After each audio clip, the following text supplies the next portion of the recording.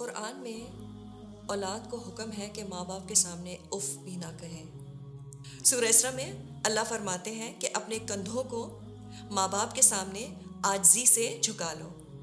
On the other hand, parents are also bestowed with the responsibility of the children. So the responsibility goes both ways.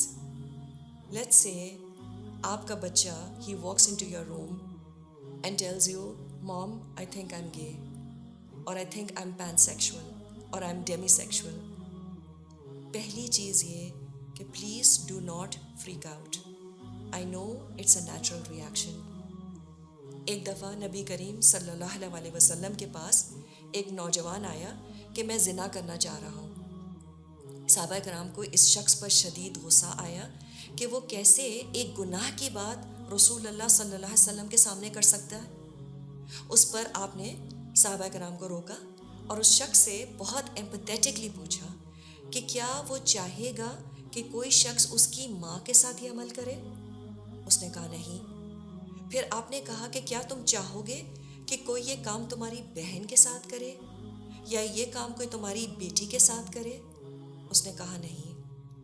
So the Prophet sallallahu alaihi wasallam, he reacted to it with empathy and understanding, but also with reasoning and with rational. और उसके बाद आपने इस नौजवान के सीने पर हाथ रख के दुआ की, अल्लाह उसके दिल से इस बुरे काम की ख्वाहिश निकाल दे। तो अगर आपका बच्चा आपसे आकर स्ट्रेट अप ये बात करता है या आपको उसकी चैट्स या टेक्स्ट मैसेजेस या ईमेल से पता चलता है, or somehow you begin to notice the struggle the child is going through, don't freak out. सबसे पहले अल्लाह का शुक्र अदा करें कि ये बात आप तक पहुंच गई है और इस प्रॉब्लम के बारे में बातचीत की जा सकती है। Your child now has an outlet. वो अपनी struggles के बारे में बात कर रहा है। He's able to tell you, this is what I am feeling and I don't know what to do with my feelings. Because the worst thing that can happen is that he tries to speak to you और उसके अपने घर वाले उसकी struggle को समझ ना पाए और उस पर कुफर और जहन्नमी होने के फतवे लगा दे।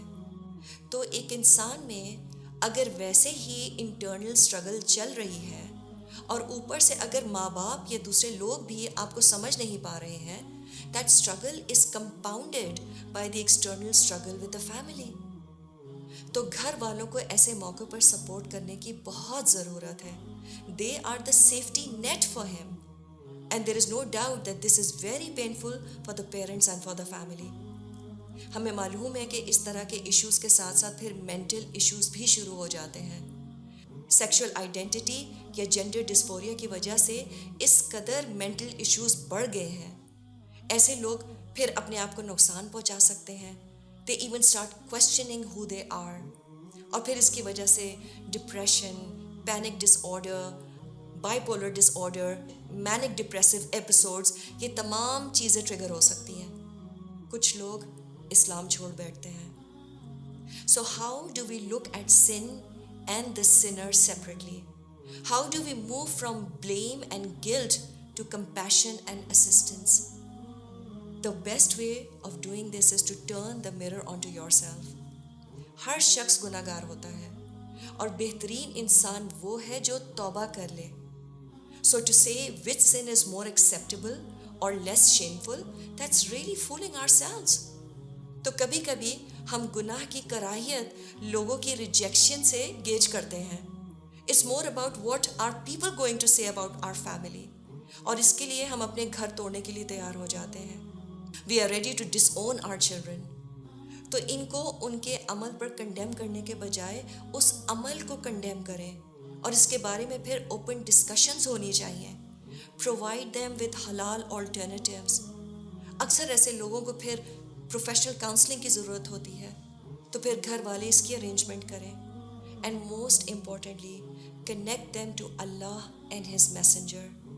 Allah bi dhikrillahi tatma'innul qulub. It is only in the remembrance of Allah that the heart will find contentment.